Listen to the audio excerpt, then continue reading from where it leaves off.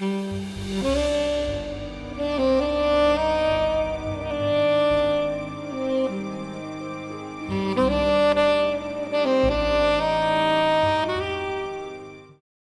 guys, welcome back to the Kino Corner channel. I'm here with Papa Meat, aka Meat Canyon. But hello.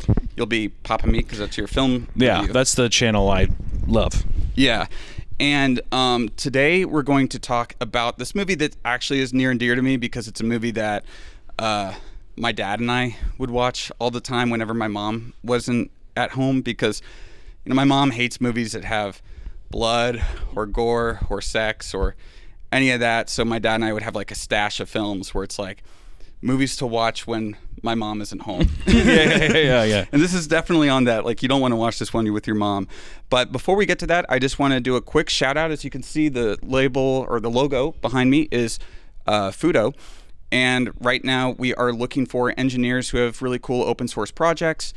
We will give you office space here. We're actually in the offices where you'll be working. We'll give you housing here in Austin, Texas for 3 months, as well as in between $20,000 to $80,000. It's like $20,000 per engineer, but up to $80,000 per team. So if you have a team of people, bring your friends. You can work here. If you want to apply, I will have the email down below where you can send your application and some links to where you can learn more about this fellowship program.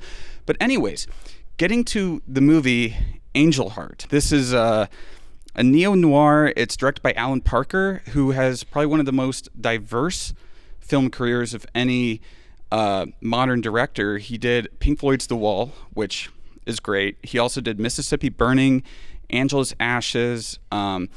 He did Angel Heart, of course, and he did Fame. So he's kind of this director who's like, his stuff is like all across the board as far as the kinds of movies go. And I mean, he's definitely an auteur, especially when you can look at all the different similarities between his films. But each of his films is like in a different genre. They're all very different. And actually, I think that that's probably, as a director, that's a really fun place to be in, where every film that you do is very different from the other one. Yeah, not tied down to one thing. I mean, even shows in Angel Heart, like you said, it is like noir, but it feels like there's so many other inspirations, other kinds of things that like trickle their way into this like moody, super atmospheric 50s flick.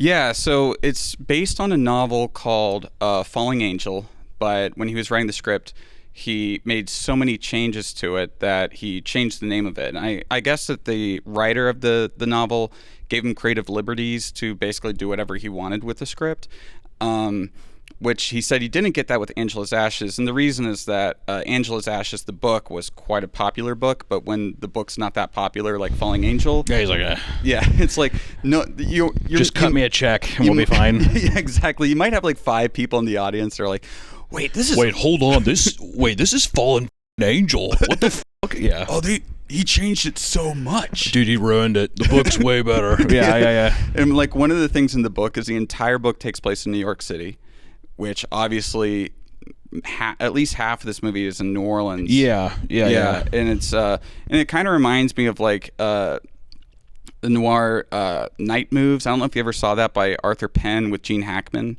where it like starts off as like a I think it's in Southern California, but it ends up taking place a lot in like South Florida. I think that those tonally work too, because at least for how they shot New Orleans in this, like, yeah, we get a lot of like the bayou kind of like willow tree thing, but it still feels aesthetically and tonally a lot like the cold New York atmosphere you get at the beginning. So, and like you kind of start with like the cold, sludgy snow, but then it goes down to the humid, like kind of hot, always wet atmosphere. But they weirdly, it's they feel inhospitable. They're both inhospitable. That's how I feel. Like tonally it's the same.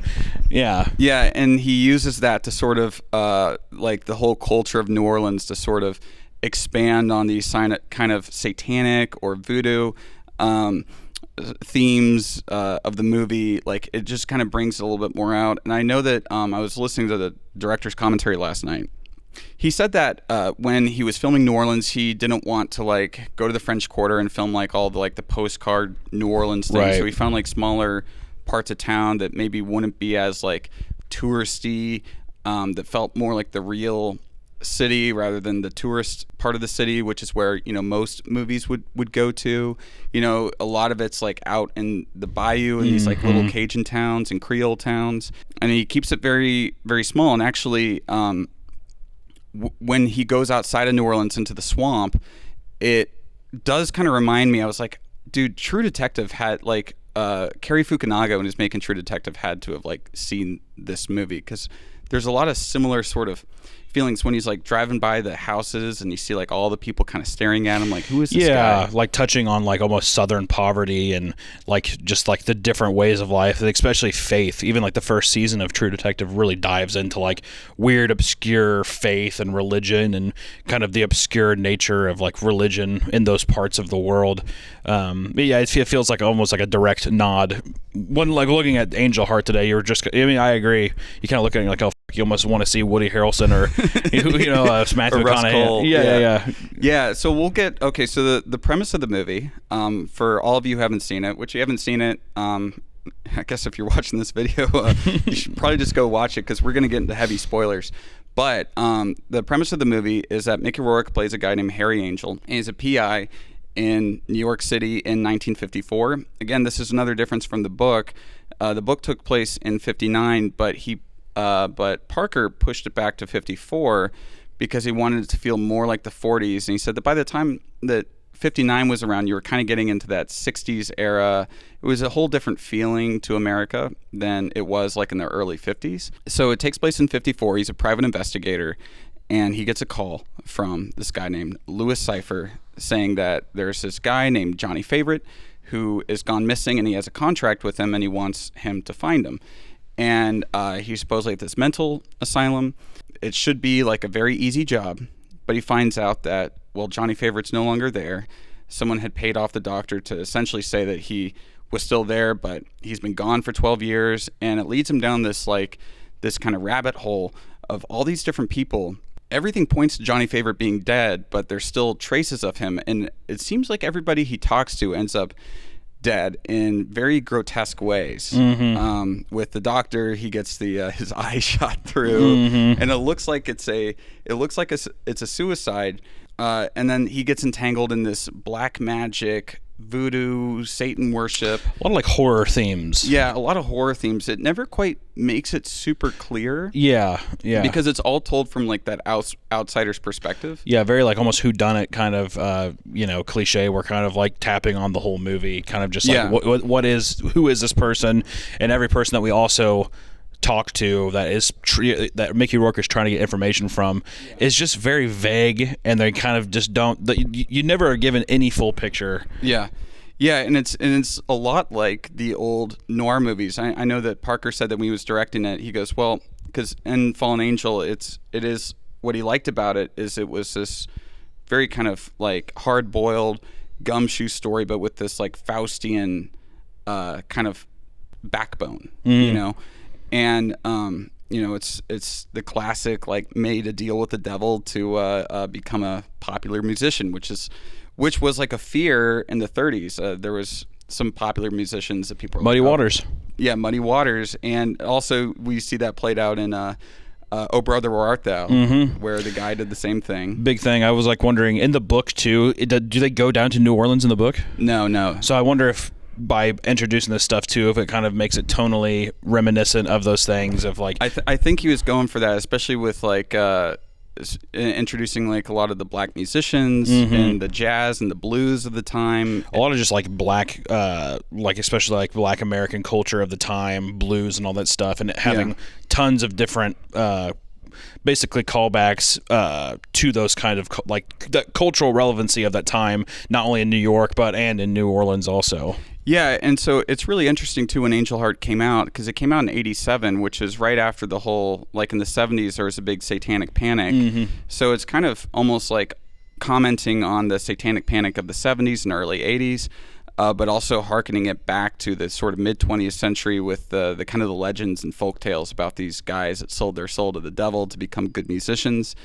And what we end up finding out, heavy spoiler, is that Mickey Rourke, Harry Angel, is actually in fact Johnny Favorite, and that there was he tried to duck out of his his contract with Louis Cyphre, played amazingly by Robert De Niro. Yeah. And what he did was he found like a soldier, cut his heart out, ate his heart, and then I guess it's sort of implied that he replaced his heart into the soldier's body. Yeah, it kind of reminded me of like a Hellraiser thing. Yeah. Kind of reminded me of like the way that he consumed his heart, therefore he like kind of took over his body or his likeness in some way. Yeah, but it's a little bit more interesting than that, because it's a bit more interesting because he doesn't know that he's Johnny Favorites. Yeah, he like loses his memory. Yeah, and he has the memories of Harry. Mm-hmm. So it's like he's like a dual personality in this film. So it's like sometimes he's Harry and sometimes he's Johnny Favorite, and he kind of blacks out when he's Johnny Favorite, and he can't remember any of those things until the very end. Yeah, and I think that like I mean, I called it early when we were watching it, but it didn't like take away any of the like adventure aspect of it, because I feel that the movie does a lot of like kind of funny nods. Like, I mean, even just like I mean, like Louis Cyphre, Lucifer, he's and like, stuff. And he goes, even your name is just a dime store joke. Yeah, yeah. And he goes, Mephistopheles is too much of a mouthful for Manhattan. Even your name is a dime store joke. Mephistopheles is such a mouthful in Manhattan, Johnny. It's a very like kind of cute moment and like line, but I think like God, it's just the way how cartoonish Robert De Niro is. Even just Robert De Niro with a beard just felt so obscure to me. I was like, what the. And he has long fingernails the whole time. Getting longer. They get longer. And his hair gets longer. Yeah. It's a very funny metamorphosis that happens over the time with Robert De Niro, and it's like such a funny thing. Like there's a moment in the movie when Mickey Rourke's character is kind of checking in with him, and he's like, you keep kind of leading me along, and I don't know what, I feel like you're not giving me the full picture here. And the whole time, Robert De Niro is like rolling this egg on this plate, cracking it, and the way he's like playing with this egg kind of feels like he's undressing Mickey Rourke's character, like prying him. And when you get the big reveal at the end, it all kind of connects together. Like, oh, he's just like trying to be like, you're gonna figure it out soon enough. Like, yeah. Well, and then he says in that scene, he's cracking the egg. He cracks the egg open. He puts some salt on. He's like, some religions think that the egg is the symbol of the soul. Did you know that? And Mickey Rourke's like, yeah, I don't know. I don't know about that. And then he asks him to eat the egg, and Mickey we get the Rourke's most like, gross up, the most gross up close up of Robert De Niro eating, like taking a bite of a fucking hard boiled egg. Yeah. It's so uncomfortable. And it lingers on that shot too. Oh yeah, yeah. Robert De Niro already has like kind of teeth, so you like see his like grimy like old teeth like bite into this egg. It's very fun. But yeah, but the movie does it like kind of like slaps you over the face with just like soul. Yeah, like, oh, he's eating a soul kind of thing. But it never feels like, I guess it never feels like cheap or stupid. It kind of just, it's like a fun. It's just fun. It's this fun roller coaster that you're kind of on, and it's even. And I think that it helps too that it's set in like the 50s. It's not modern. It feels modern. Like an old tale, like an old folk tale, and it feels almost like a novel that would have come out around that time. Even how they talk, he's like, you were doing that dance with the cock-a-doodle-doo last night. Yeah, doing the dance with the cock-a-doodle-doo. The other night, I saw you and Toots Sweet boogieing with the cock-a-doodle-doo out in the woods. Huh? I'm from Brooklyn. Yeah, by the way, I'm from Brooklyn. And that's another thing you were saying too earlier, was just like his answer to everything is, well, I'm from Brooklyn. I'm from Brooklyn. It's like, oh, you smoke cigarettes? I'm from Brooklyn. Yeah, he says, are you an atheist? Yeah. I'm from Brooklyn. Yeah, I'm from Brooklyn. I'm like, I don't remember that being a thing, really, but all right. To each its own. Which this thing is just a big. Well, first off, it's obscure. People are going to be most shocked if you know anything about Mickey Rourke that you see a Mickey Rourke that isn't completely monsterized by his now modern self. But Mickey Rourke is just great in this. He's just like this fucking horny, like detective who's like, I usually just do small crimes. I don't do anything too heavy. Yeah, and he tries to sleep with, I think, every woman. Almost every single woman that is moderately attractive. Yeah. He doesn't look at anybody. If anybody is kind of old or kind of overweight, he's like, these goddamn dogs walking around the street. But then anytime there's like a remotely attractive woman, he like lays it on so thick. Lays it on super hard. Oh, absolutely. Oh, yeah. And like you can almost tell what's going to happen too. You're like, oh, it became like a joke where it was just like, oh my God, baby, you're the most beautiful person I've ever seen in my life. And then immediately after, oh my God, you have beautiful eyes. Yeah. Very pretty girl, Epiphany. Your name suits you. I mean, like, what is a noir movie, though, without a really horny protagonist? It's true. Humphrey Bogart was fucking the whole time in his movies. And like I was saying, too, when we were watching it, I was like, the whole noir thing leads into, like, 007, who, fucks everybody as well. It's just it's the man of mystery. It's the man who's going between between the lines, trying to find the truth, and he gets some pussy on the way. What the fuck, come on. I mean, that's part of the movie. And the dialogue definitely feels like it's taken from a movie in the 40s, but made a bit edgier. There's obviously a bit modernized. Yeah. It's not like he's not talking with this kind of cadence or anything like that. Yeah, he's talking more with like a regular New York accent. And he places it in, but like what you're saying, like with the lines, it does feel like it's at least period. Yeah, like a period piece kind of thing. Yeah, and so it's really interesting that the director said that even though there are all these supernatural elements to the film, he approached it like a very straight gumshoe noir. Like, and you can really tell it's got a lot of that German expressionism because, I know that you know the history of this, but maybe you guys don't. But, a lot of the German expressionists in the late 19-teens and 1920s, they ended up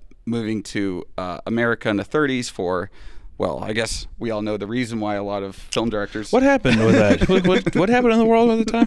He got a lot of great stuff, though. Dr. Caligari's Cabinet and all kinds of stuff. Nosferatu and Sunrise and, a whole bunch of really great movies from that time. But they brought that style of shooting to America. And so the noirs, which were really seen as B-movies, there were like adaptations of like Raymond Chandler and Hammett. And they were seen as like, they're the B pictures they'd show after the kind of like picture. like cheap kind of like little thrillers or mysteries kind of thing. And because they were cheap, they had to use like real locations and harsher lighting, tighter shooting schedules, and they do bring that to this movie. Like a lot of the locations are real locations that they dress up. Yeah, I mean, I remember I was like, oh my god, these sets look good, and you're like, oh no, they're actually filming in Harlem, or they're filming, on location, which is really cool. One of my favorite stories that the director said was, so there's this spice shop that he goes into with all these like oddities and curiosities when he right after he gets to New Orleans, and they took like a storefront and they dressed it all up to look like that. And he said that while they were shooting, people were coming inside trying to buy stuff. That's funny. They thought it was like this real store. Yeah. They're like, what the boy? So I can't buy anything in here? Yeah. I mean, the movie, there's just so many great, like, noir has, like, just like you said, like the really dark shadows. Like, I mean, like the chiaroscuro, or that's what we learned in film school, at least. Yeah. I don't think I've ever used that term outside the blinds, like whatever. But like, it's, you see the German expression thing is so true. It's just all like how they utilize just deep shadows. There's so many great shots in this, like the stairwell, the guy walking up the stairwell is awesome, and like the shutter opening, or him going into the church a couple times. There's that great shot of the stairwell and just the very intense shadows, but it doesn't like, it's not a parody of it. Yeah, it's like an updated version of it. Yeah, it like, and this is part of what I really like about it, and there's really no sense of irony about it. It's like, no, we are doing a real like Bogart style thing, but it's going to be in the 80s, so there's going to be sex and violence in it too. Like, just going back a little bit. So when he first meets Louis Cyphre, he's in this like black church where it's like a weird kind of version of Christianity that's like almost like prosperity gospel, where he's like, I want to buy a Rolls Royce, everyone give me money. Almost feels like what is it, the TV pastor, was it Evangelist, or what the fuck you said that? Joel Osteen, all those kind of guys where it's like big deal, and they kind of flaunt their wealth in a weird way. Like, and that was kind of big in the 80s. All those televangelists were big in the 80s. Yeah. And so it's really interesting that dichotomy where that's happening on the lower level. On the higher level is Louis Cyphre's office. So it's like they share that same space, and you might think like as above, so below, that it's like that sort of bastardized version of it is like just a reflection of Lucifer. And they actually shot that in I think an old Masonic lodge too, which just kind of adds to the creepiness of it. It does add to the creepiness. I mean, even like the red around the banisters of like the church itself, like it doesn't feel like a church. It feels like something out of like a nightmare. It does. It felt almost like just like an old like Renaissance painting of like how like a triptych of what you would see like a Renaissance painting is of like hell, how they utilize the reds there. It has like that kind of just really dark, evil feel to it. And then like immediately it's funny too because the guy walks up and he's like watching this crazy sermon going on down below, and this guy kind of comes out of the shadows and he's just like, hey, could you come with me this way? Yeah. And as they walk by this room, this like woman has this big bowl of blood that she's like trying to clean this wall up because a guy killed himself in the room, and she like keeps rubbing the wall and then like dipping it in the dirty water and rubbing it, and it's just like spreading the blood more. Yeah, it's just like painting the walls with blood, and it's like it's like introducing, and like it was just a weird parallel with like the deep red of the walls down below, and then now this woman's like painting the walls red in this room. It's just it's a fun way to like kind of hearken the evil or danger that kind of like is lying before him, I guess. Yeah, and there are a few like that red he plays a lot. He has the red curtains in his hotel room. The gumbo is red. You know, it's like this sense of like blood and of death, maybe of and even like lust and stuff too. Yeah, and so he tracks down this white woman, this debutante girl who now is like a tarot card reader. She has like the upside down pentagram on her neck, and she does readings and everything, and her whole house or her apartment is all painted red as well. And don't worry, he does try to have sex with her too. Yeah, she rejects him. Oh yeah, it was the big rejection. It was you felt bad for him. It was the first time in the movie where someone wasn't just like, oh my god, really? Yes. And then he tries to push. He's like, hey, I wish you could give me a palm reading. I could hold your hand a little why don't you longer. just give me a palm reading so I can hold that pretty little hand of yours a little longer? I really would have liked to have gotten my palm read. Could have held your hand a little while longer. And she's like, okay, bye. Okay, bye. He's like, come on, baby, please. Yeah. And so this is, I think, I don't know, maybe the fifth or sixth time I've seen this movie. But you notice, like, watching this again and, like, really kind of paying attention for this video, how many times they really tell you beforehand, like, he is Johnny Favorite. And in that scene, he says, yeah, my birthday is February 14th, Valentine's Day, which coincidentally is also the director's birthday. But I think that was also his birthday in the book. I'm not really sure. And he says, why don't you show me his chart so I can know my future? Hey, maybe we could pull your friend's chart and save ourselves some time. And you're like, oh, okay, I see. Yeah, he's well, the whole thing too with all the characters and like everybody he's interacting with, you get the vibe. At least I did when I was watching it. Even like the guitar player he meets at the club, the girl, the tarot card reader. I mean, like it almost seems like they're all like, it's you. Like, I mean, you are this person, but it's like done in a way where I feel like you're like, well, that would be too. Like, I feel like, is that what they're is that what they're telling? But like, are they trying to like just give me the answer right then? I feel like the movie is just like, oh, it's him. Yeah. But it's like so easy that I feel like you're kind of always questioning it, and it adds to the fun allure of the mystery aspect. I like too that the whole mystery is just him finding out about himself. Yeah, self-discovery is always like a really fun. I think it's done really well in this movie.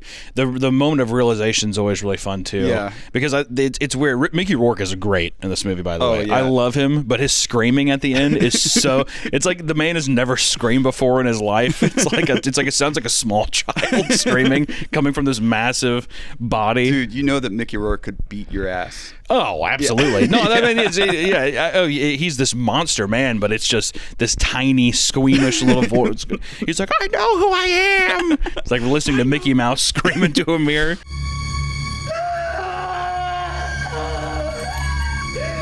That reminds me, one of my favorite lines in the whole movie that's like probably the most esoteric. Like, he goes, you ever watch the Mickey Mouse Club? And he goes, because you know what today is? Today is Wednesday. It's anything can happen day. It's anything can happen day. Yeah. It's so like out of pocket and like it's just like creepy. Yeah. You're like, what the f-? Like the guy he's talking to or the kid he's talking to, he's like, Or it's a guy. It's like a full-grown man. It's the two policemen. Yeah, it's like the frumpy looking, not the morbidly obese police officer, but the other one. Yeah, the other guy, the morbidly obese, super racist police officer. Yeah. Who, like, all he cares about is the fact that Mickey Rourke slept with a black girl. Yeah. That's the only thing. Even whenever you find out that, like, in the, once again, spoilers. Yeah. Even when the officer's waiting at the end, he's like, yeah, so you killed these people? You killed all of them? He's like very calm about it. Oh, it's okay, so you killed these people. It's like only the part when he's like, you slept with a black woman? It's the only time when he's like ever upset and he's like, he's big like, oh, Southern kind of like drawl. Yeah. And he's like, she stayed with me for a little time. Enough time to shove your gun up her snatch. Yeah, enough time to shove your gun up her snatch. And he's like, yeah. Yeah, you're going to burn for this. I know. In hell. I know, in hell. Yeah. I do love how defeated he is at the end. He's kind of just like accepts everything. He accepts everything, and he's just like, yeah, I know. And so I want to get to another like motif throughout this movie, which are the fans. And I told you it's kind of like the X's in The Departed. Wherever you see an X, somebody's gonna die, or the character in frame is gonna die. It's not quite like that, but he'll cut to a fan, and you're like, okay, something bad's going to happen whenever it shows a fan. And when Alan Parker was writing it, he said that this was like a late addition to the script, that he wrote the script mostly in like New Orleans cafes and bars and restaurants. And, writing that in the 80s, I mean, New Orleans, if anyone has been there or if anyone knows anything about New Orleans, it is hot. You have to have fans. Super humid, Yeah, you have to have fans everywhere. So he said that one time when he was writing it, he was kind of close to finishing like a draft of the script, and some headlights came by, and they went through the fan, and he could see the fans, and he says it looked like the swords were like cutting off people's heads inside the cafe, and he was like, oh, because I never thought of a fan that way, so he put that in there because it is like blades coming down with the lights and the shadows. It kind of feels like some shadow figures like slicing these people up, which lends itself to the whole death aspect to it, and also it just tips its hat again to like the noir aspect of like that's such a huge motif, and it's been done to death by now, especially the 90s. Jesus Christ, like the amount of like giant industrial fans that they blast light through with like some fog or whatever. But it's awesome. I mean, it's I started to read that like it's with, instead of like somebody's about to die, it feels like you are getting like, it's, to me it kept reading like, oh, another piece to the puzzle is connected. Like it feels like little bits of like, oh, he's gonna get another piece to this like larger image, and then by the end, you have a full picture of it. Yeah, and then with like the whole idea, I want to get back to you saying like how a lot of people knew that he was Johnny Favorite. Throughout the movie, you have all these people around him playing Johnny Favorite's song, whether on the piano or singing it or humming it or in different versions. It isn't just the same. It's like different, like you're saying, different octaves, or like, but it is the same song. Yeah, and I believe that's the song that he plays when he's at the tarot card reader, and he messes around on the piano, but he plays it on the far left end of the piano, so the bass notes, and he plays that melody.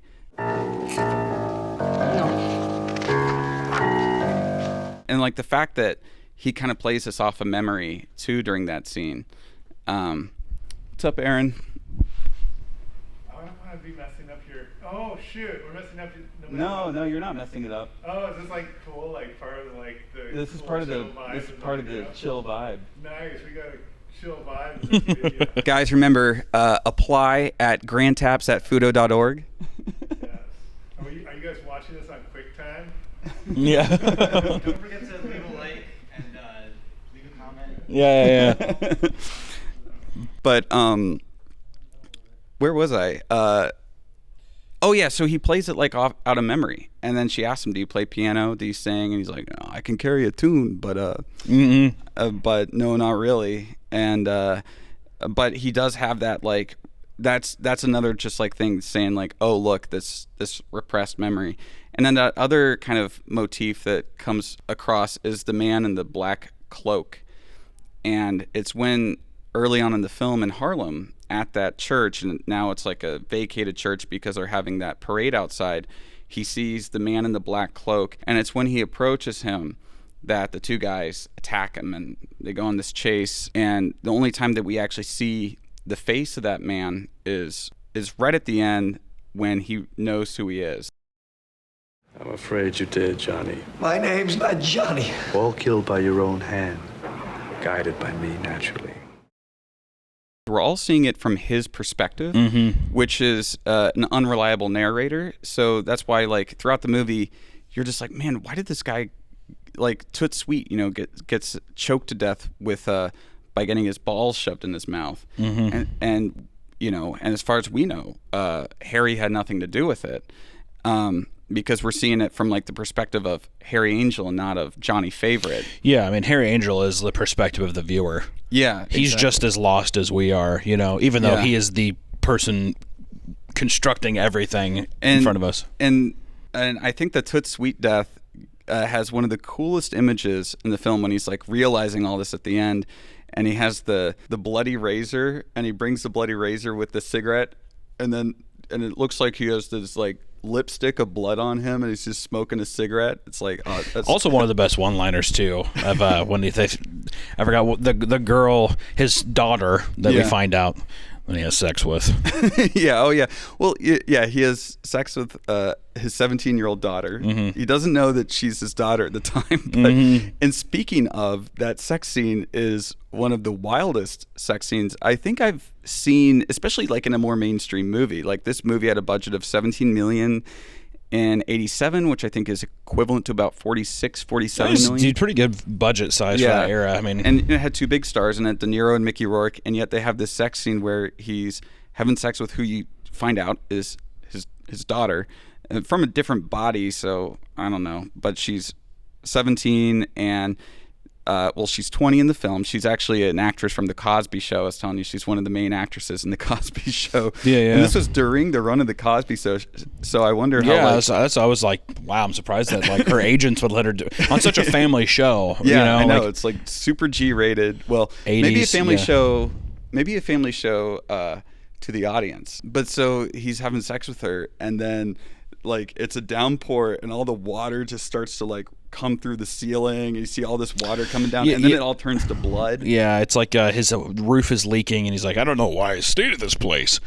And it's like you know, it's supposed to be like this thing where it's like, ooh, it's sexy, the water's dripping on them, and then it kind of just turns into full like flooding, and then that turns into blood, and then it just like, basically Mickey Rourke is just like, I mean, it's aggressive. Like, I mean, it's just like he starts strangling her. He's like, they're both like covered in all this blood coming down from the and it's mixed. It's matched with like this like sounds of like ecstasy and like and pain and horror or whatever. Yeah. But it's interlaced in this way where you're like, I can't really keep up with which one it's supposed to be. It's very like nerve-wracking. Yeah, and it goes from like this kind of soothing music that she puts on the radio to this like really kind of intense atmospheric like horror music it turns into, and it undercuts with these like orgies, and it sort of harkens back to when he saw her dancing in some sort of ritual. Yeah, the voodoo ritual. Yeah, where she cuts the chicken's throat and has the blood come down on her, and then sort of has fake sex with somebody on the ground, and it's sort of like a mirror of that scene. And of course, you know, she doesn't die then, but you know, she does die not long after. The foreshadowing is awesome there. Yeah, it's just a really great foreshadowing, and it's just a funny visual too. I was like, and it's kind of laughing amongst myself. I was like, there's that foreshadowing of her in that ritual, and it's like a very awesome, like pretty great visual, and you know, it's very intense. And then like you see like Ricky Rourke in the back he's like looking in, and then he just kind of like slumps into the shadows in the back. He's like, what the f is this? And he just kind of like slumps into the shadows. And that was choreographed by the same guy who choreographed all the dance choreography to Fame. Okay. Yeah, so it's the same choreographers. Well, same director too. He, you know, like a lot of good directors, he works with like the same people in all of his movies. And and so that sex scene turns really tribal and like ritualistic, and you know, it kind of brings back these like sort of pagan ideas of like and Bataille. So I don't know if you've ever read Bataille, but like I don't know if I've ever read Bataille, but I made the pagan aspect makes me think of like the music and even just the ritual reminded me of like The Wailing. Have you seen that? The Wailing, it's a Korean movie, but the guy, like, they're trying to perform this exorcist, but it's very like the way that they do it is like, it isn't like a priest coming in. It's like ritualistic, kind of like sacrificing stuff and all this kind of thing. It was just very intense like that. Well, there was, you know, and it's also like that connection between like sex and sacrifice, like sacrifice of the flesh, you know, and she sacrifices the chicken, and in essence, and like sex, kind of like Bataille, you know, says that like sex between a man and a woman, the woman is like the sacrificed object, right? Because and so it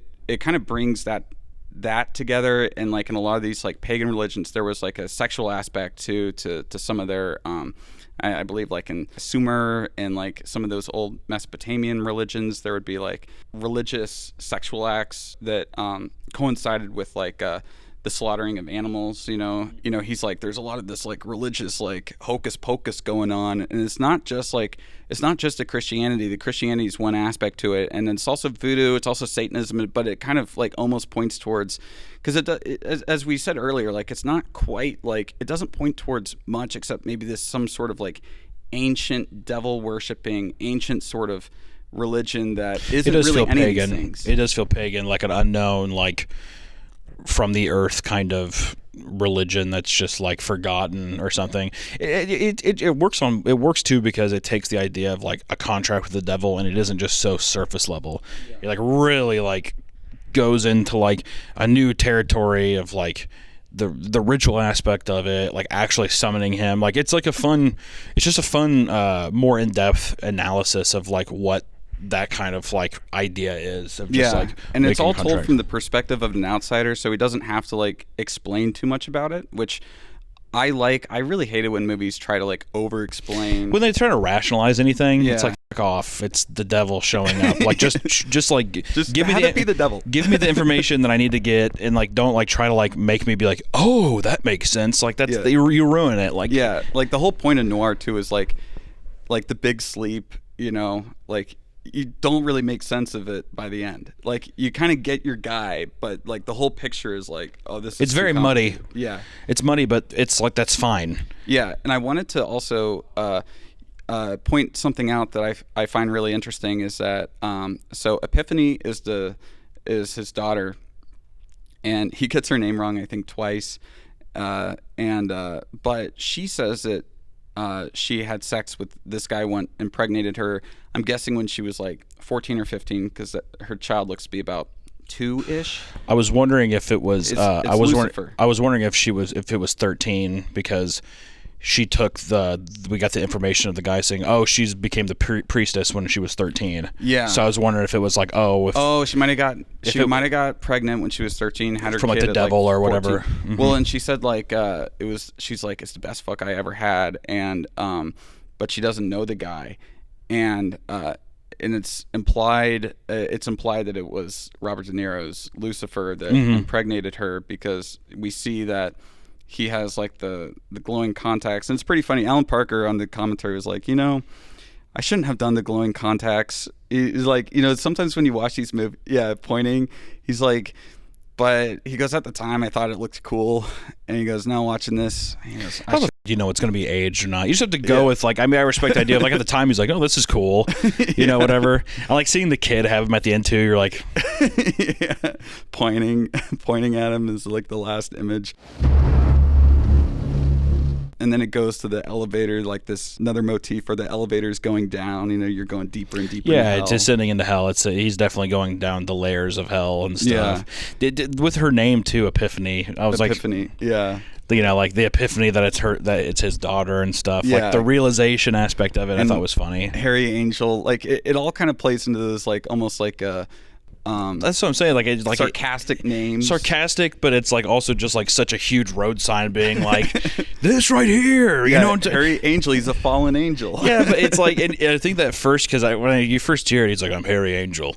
You're like, what a fucking stupid name. But it like it adds to just the roller coaster. I don't know. Yeah. Like if you didn't have these like kind of almost cartoonish elements to it. I don't know if it would be as fun as it is to watch. Yeah, it would be like almost too serious, but it does straddle this line between being fun and goofy while being serious without like winking at the audience, like without having like a Marvel like Joss Whedon sort of like. That's weird. Yeah. like he finds the guy with the ball stuffed in his mouth. Well, that happened. Well, that's a mouthful. Well, that happened. And I think that it's because he treats the subject matter so seriously. Yeah. So then he's able to introduce some of the more cartoonish elements that I think is the large road signs that kind of distract you, and it's like it's a fun way to kind of just like this pinball machine, which is like every great mystery thriller. Yeah. It's like you don't want like you want to think you have it figured out, and then have your have it be pulled out at the end. And even if you can call this at the beginning, it's about the journey, like this odyssey that he goes through, and like introducing all of these fun characters. A great performance, Mickey Rourke, when he just like gets so close to the people's faces. Come on, just tell me where he is. So seductive the whole time, even to like the old man. He like is holding the old man's face, and he's like, "You want me to go get you something from your ice?" Oh yeah, he's so sexual the whole time. Get you something from your ice box, kind of deal. And it plays in though with like he's like sexual with every person in the film.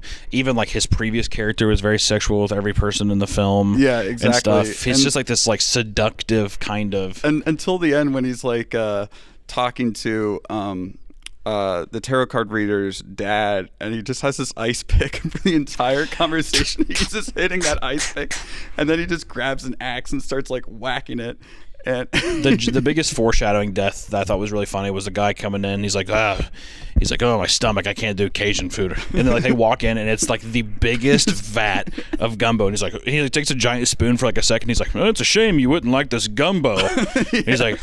And like walking into a room, and you're like, he's going to die. Yeah, he's going to die in the gumbo. Yeah. I don't think the first Louisianian to die in gumbo. No, absolutely not. I think that's how it got started. I love the line, too. He goes, Epiphany, there's too many dead bodies floating around, even for Louisiana. Even for Louisiana. Yeah, that's good. And one last thing, I wanted to bring up all the chickens in the movie. So many and chickens. Dogs. Chickens and dogs. And I have a feeling, because Mickey Rourke is scared of dogs, that Alan Parker just put the dogs in just for a better performance. Yeah, just to terrify him. Better performance. I mean, I think it shows through. Like, I mean, Mickey Rourke steals the. I mean, like it's his show to begin with, but like. He just offers such a great performance, even if his scream at the end is like goofy and like not really believable.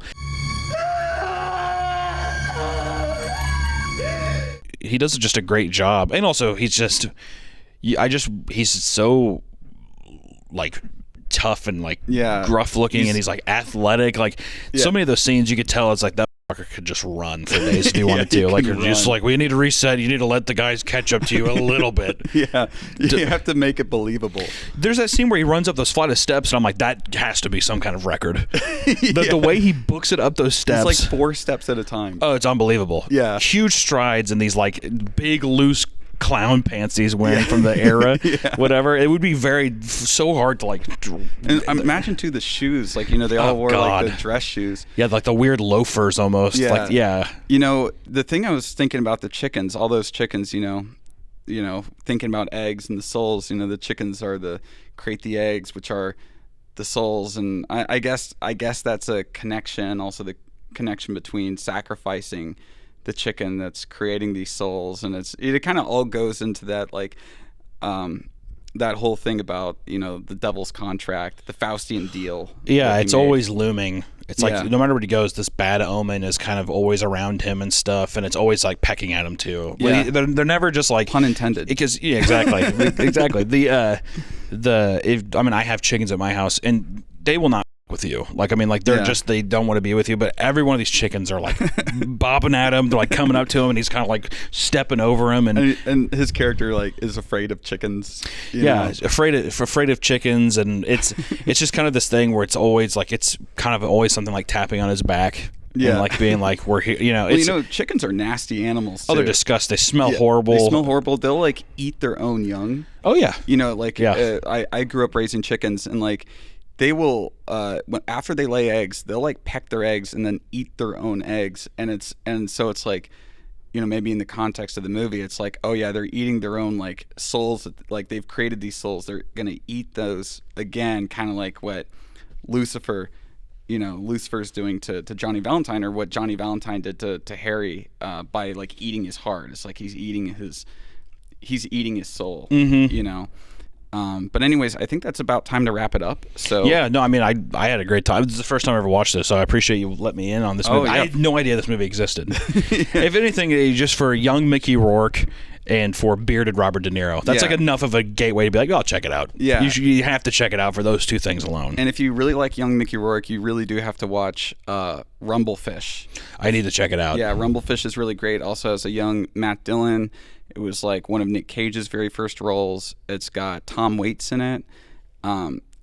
It's got a crazy cast. It's Francis Ford Coppola who directed it. It's actually one of my favorites of his. I think Sofia Coppola said that that's her favorite movie her dad made. Okay. It's not quite on the same level for me as like Apocalypse Now, which I just like think is like the greatest movie ever made. But it's up there. It's quite amazing. But anyways, if you want to shout out anything. Oh, I mean, if you enjoyed my banter here, I have a channel called Papa Meat. I talk about movies on there, and I make cartoons called Me Canyon, or From Me Canyon, or whatever. So. All right. Well, thanks for joining on this channel. Yeah, man, I appreciate it. And I will see you all in the next video.